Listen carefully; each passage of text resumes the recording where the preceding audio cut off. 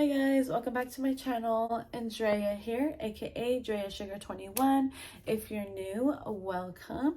If you're a returning subscriber, welcome back. Today I am going to be doing a Q&A for all of you. I know a lot of you have been asking for me to do a Q&A, so I'm gonna go ahead and do that today so I could get this video up for all of you. I am currently in 5th term. I have 2 months and 22 days left. Yay! So excited. I can't wait to graduate.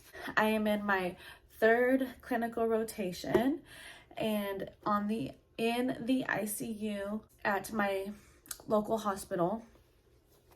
And then I'm there for 5 weeks, and then I go to another hospital where I will also be in the ICU there. But this past week I was in the CV ICU, which is cardiovascular ICU, so a lot of open heart surgery patients. So yeah, I got to do an extubation yesterday in front of the doctor that does our doctor interactions. He comes to our school and he does a doctor presentation. He speaks in front of our class and another term, and he basically goes over different things, different pathologies, different diseases, and he goes into detail with all of that. And then we have to do an essay and turn that in for homework. And it was so amazing because I got 2 teaching moments with him where he was in the room with us and he had some of our patients. And so he was explaining some of the things that was going on with the patient, and he would ask me questions and then he would explain everything. And I thought it was pretty cool. I thought that's really interesting and pretty cool that I got to have a doctor interaction in that way, shape, and form. And he is so sweet, so nice, so humble. And I've seen other doctors be rude with him, and he just keeps his cool, and he's just amazing, and I love it.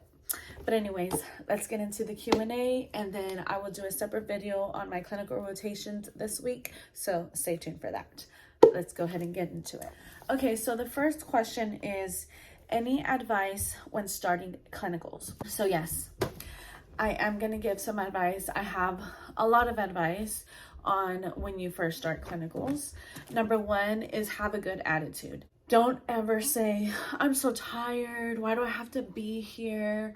I don't really feel like being here. Can I go home early? I'm here and I'm not getting paid. I'm doing work for free. Like, don't have that type of attitude. Do not, because that's gonna bite you in your butt at the end when you're trying to look for a job. So your whole clinicals is a job interview. It's your job interview. The directors are watching you, the RTs are watching you, your supervisors are watching you, your future co-workers are watching you. So yes, be there early, 5 minutes early at least. Always come into that door 5 minutes early, and you will show a good impression. You will show that you are responsible, reliable, always on time, and they will keep that in a record so when you come back to the facility to apply, they will already have a file based on your timing, where you're responsible, your attitude, all of that, and they will know if they want to hire you or not. Also, be helpful and ask questions. Don't be afraid to ask questions, and don't be afraid to do things. So when they ask you, do you want to give this nebulizer treatment? Do you want to do the ABG? Don't be scared and don't say, no, I don't want to. I'm too scared. I'll just watch. The first time you can watch. Like if it's your first day and you're not comfortable with doing ABGs, then you could say, I can watch you do the first one and then I will do the second one. And that's the best way to go about it. If you're not comfortable giving nebulizer treatments, then you can say, I will watch you do the first one and then I will do the second one.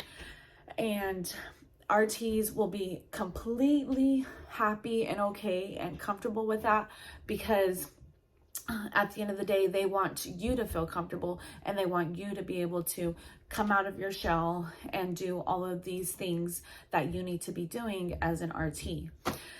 I always did nebulizer treatments since I was 12 years old. So I knew how to put a nebulizer treatment together. I knew how to turn it on.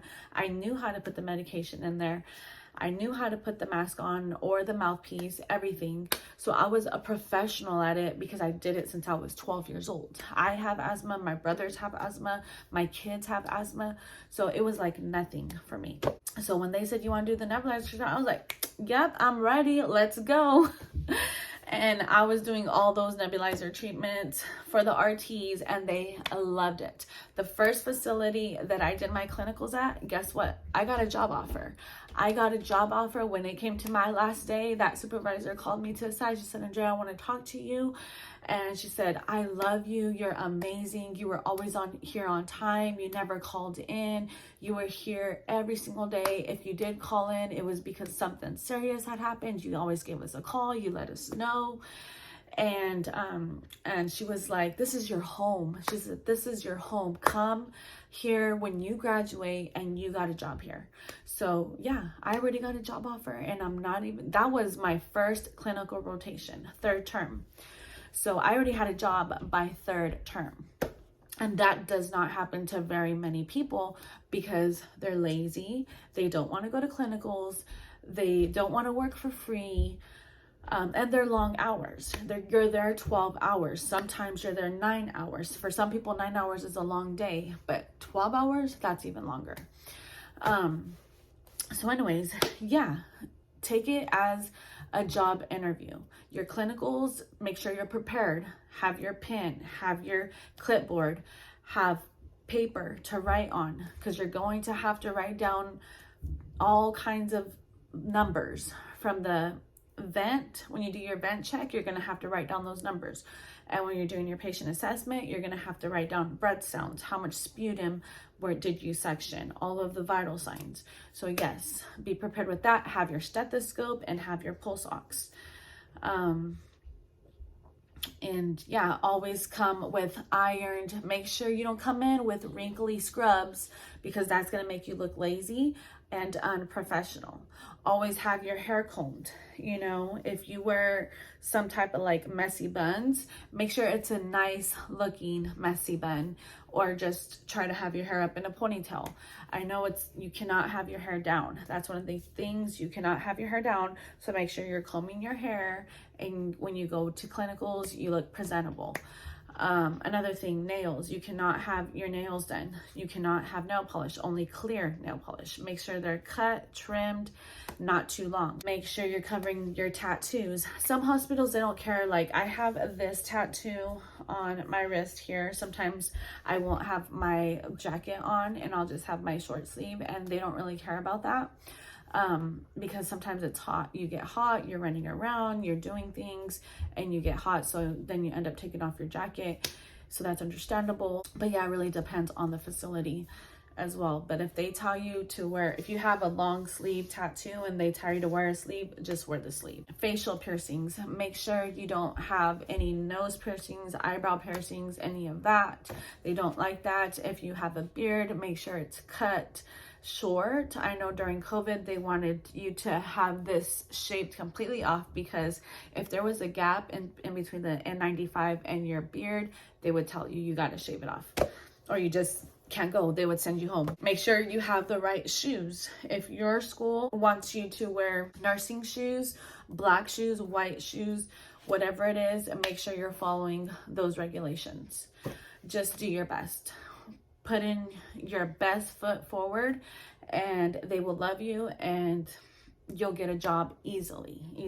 Okay, number 2, how did you remember all of the abbreviations? So when I did my NICU rotations video, somebody had commented and asked me, how did I remember the abbreviations for PDA and PFO? I am just really good. I'm just really good. I didn't do flashcards for it.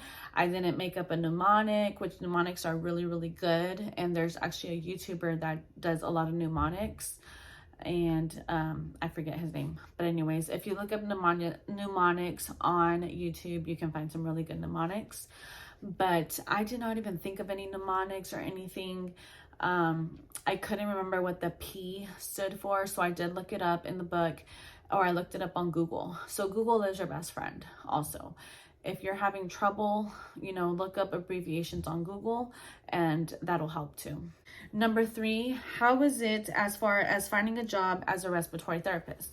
Well, one, I haven't graduated yet, so I haven't even applied for a job. So I can't really be like 100% with this answer, but I already have a job offer. I already have a job offer waiting for me when I graduate, and that is only, some students only get that. I don't know of any students in my class that have a job offer. I think maybe me and one other student that I've heard of that have a job offer. And so yeah,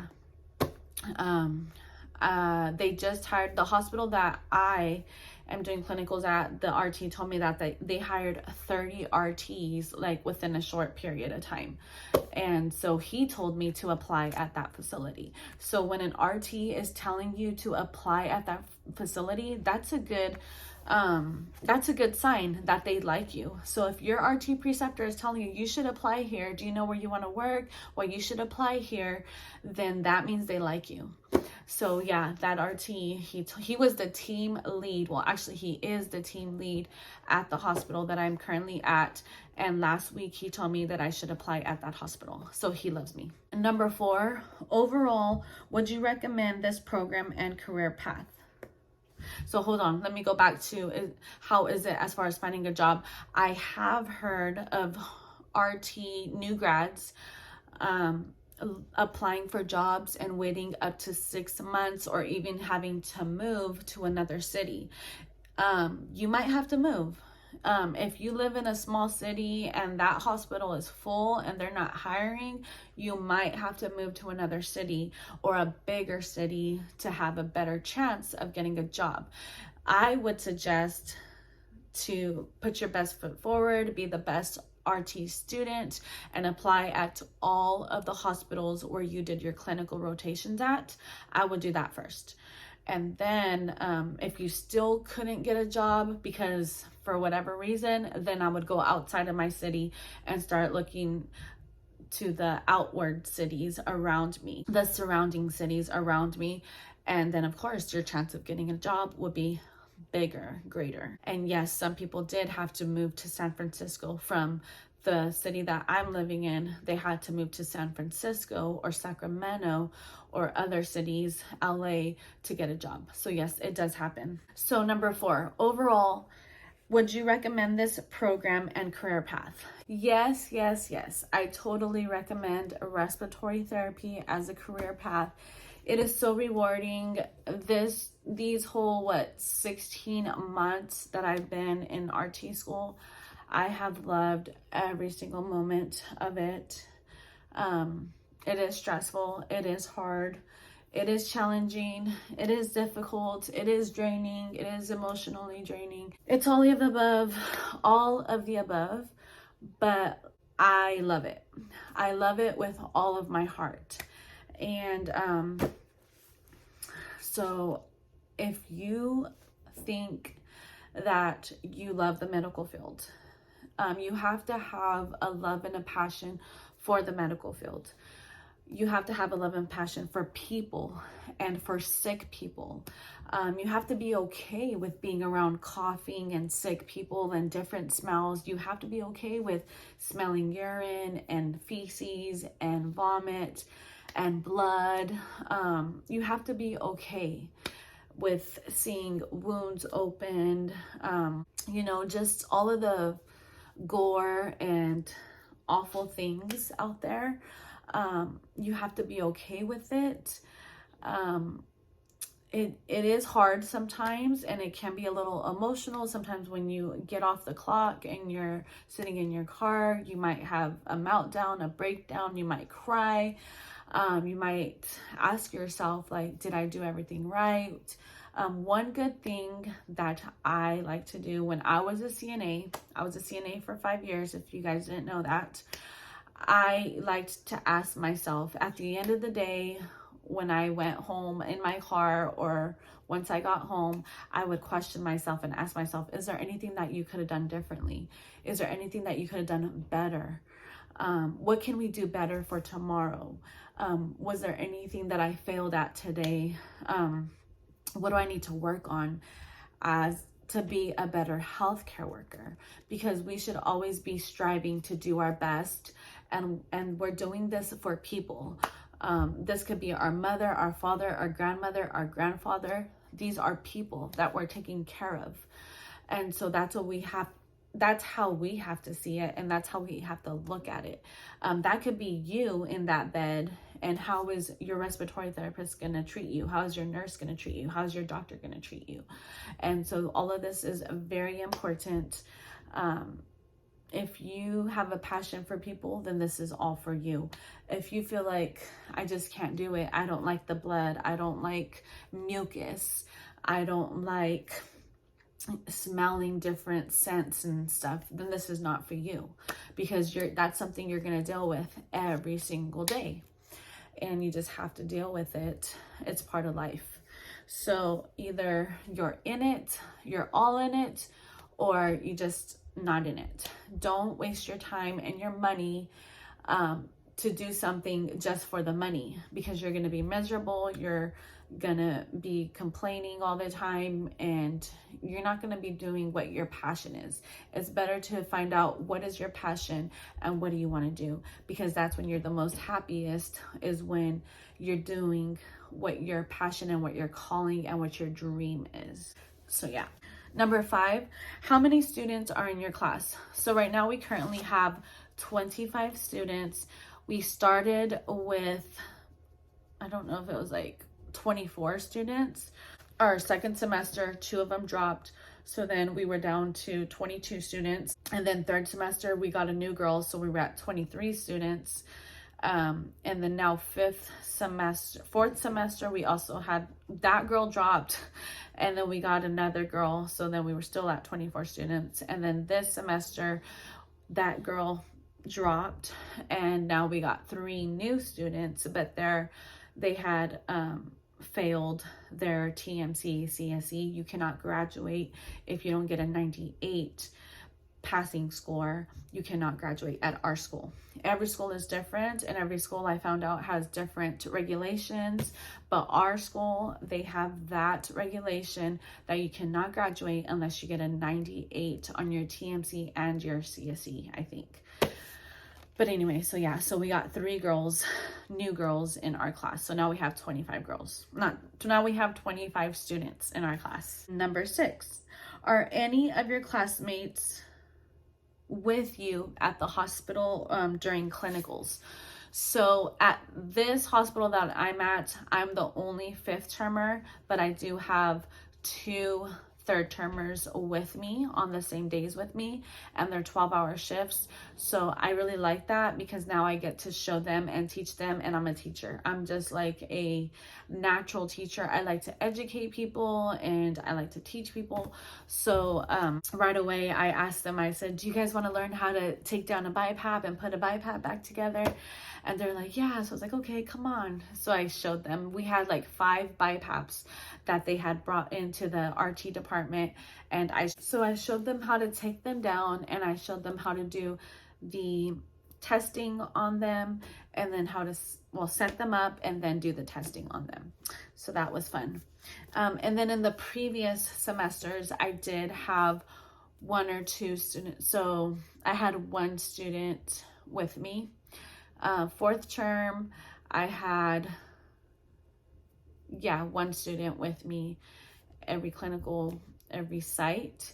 And then 3rd term, I had 1 other student with me. So it was 2 of us from our term at that facility. Number 7, how to enroll at SJVC for the RT program. So basically, you call the number, or you walk into your campus and you tell them you want to sign up for the RT program. So when you do that, you're going to go in, they're going to meet with you they're going to send you over to financial aid. So you're going to do they're going to do an estimate. You're going to give your income or your W-2s, and then they're going to go over an estimate of what you would be paying while you're in the program, or what you will be paying after 6 months after you graduate the program. And they'll give you an estimate of how much the whole program is going to be and how much financial aid they're going to give you. And then after that, you'll meet with the program coordinator advisor, and then he will answer all of your questions. He'll give you a schedule. He'll let you know how the program is. He'll let you know that you're going to be taking a test before you are selected. You got to take the test. You got to pass the test, and then they have to select you into that program. And then once you get selected, then you get an interview. Once you get the interview, you got to pass the interview. So then if you pass that interview, then you get selected to be in that cohort.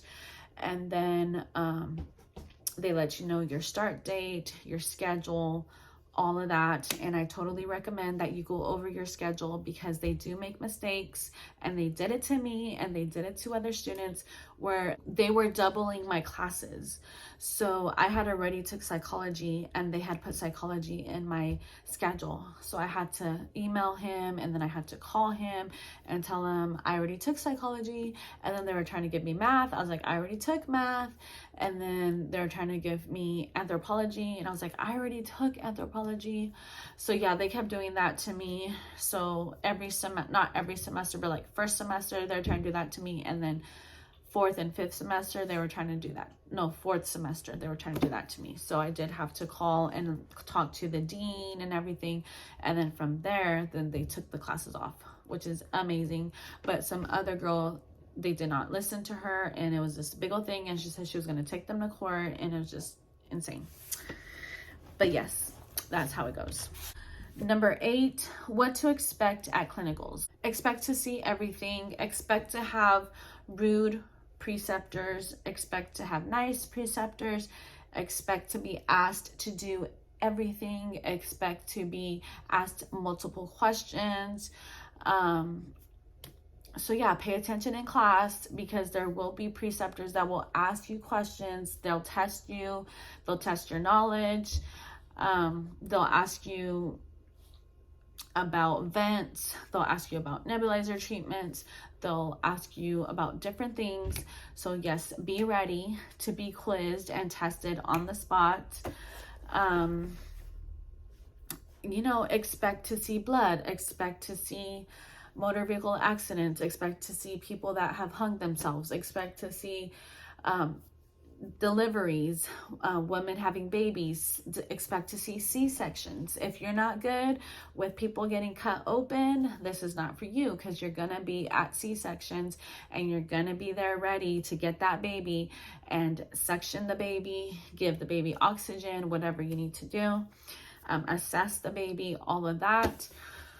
So expect to, just expect to see everything from the good to the bad to the ugly. Expect it all. Number 9, where did you get your bifold clipboard, and how much was it? So I'll insert a picture here from Amazon, how much it was. I did get it off 10. How many hours are in a standard shift during clinical rotation? So that depends on your hospital and on your school. But of course, we have 8-hour shifts, some are 9-hour shifts, and then some are 12-hour shifts. I think I might have a 7.5-hour shift. I might have a 7.5-hour shift at a PFT lab or a sleep lab. So sleep labs, we have less hours. We do less hours there, which is amazing, because I don't want to sit there and watch someone sleep for 12 hours out of the night. I do have 2 days, so 1 week that we go to sleep lab, and I think it's 7.5 hours. I don't even think it's 8 hours. So yeah, I'm glad we only do that for 1 week. It's a Wednesday and a Thursday, which I'll be there both days, because that's my job. It's my job interview. Remember that. It's your job interview. Do not miss. And number 11, how do you take notes, study, balance time, balance classes, and family? So how do I balance time, classes, family, all of that? So how do I balance everything? I pretty much just go with my schedule. And I mean, sometimes I do get off of my schedule and my routine. I try to make a schedule for myself. My first and second semester, I was so strict on my schedule. Now I'm just tired. I'm just lazy. And I just want it to be over with. So I find myself sleeping a lot, taking a lot of naps.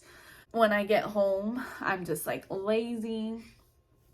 But I don't recommend that. I recommend that you have a set schedule. If you could study at your school and do all of your homework at the school, I recommend that 100%.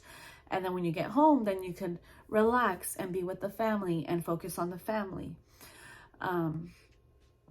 But if you rather study at home, then of course have a special desk, have a special area where you can study at. And I recommend to do it when the kids are asleep, because then you don't have those distractions. I get my kids to bed at 8 p.m. every night, 8 p.m. bedtime, go to bed. Now I can focus on my studies. I could get my books out, my flashcards, and then I would have my fiance test me with flashcards at night. First and second semester, my fiance, he tested me a lot with flashcards at night. Once the kids went to bed, it was study time. So I recommend that.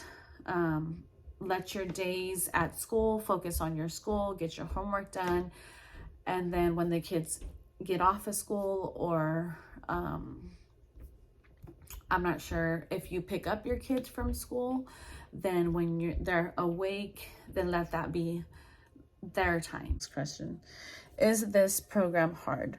This program is hard. It's difficult. It's just like the nursing program, but the nursing, you're focused on the whole body. RT, you're only focused on the heart and lungs. You do have to know a little bit about the other systems, but it's more like you're specialized on the lungs and diseases that affect the lungs, and it's still hard. Mechanical ventilation is hard. PFTs is hard. So yeah, you do have to use that critical thinking for sure. Do your teachers give you study guides or reviews for big exams? Yes. I know they were saying something that they were going to remove our PowerPoints, and I thought that was so stupid.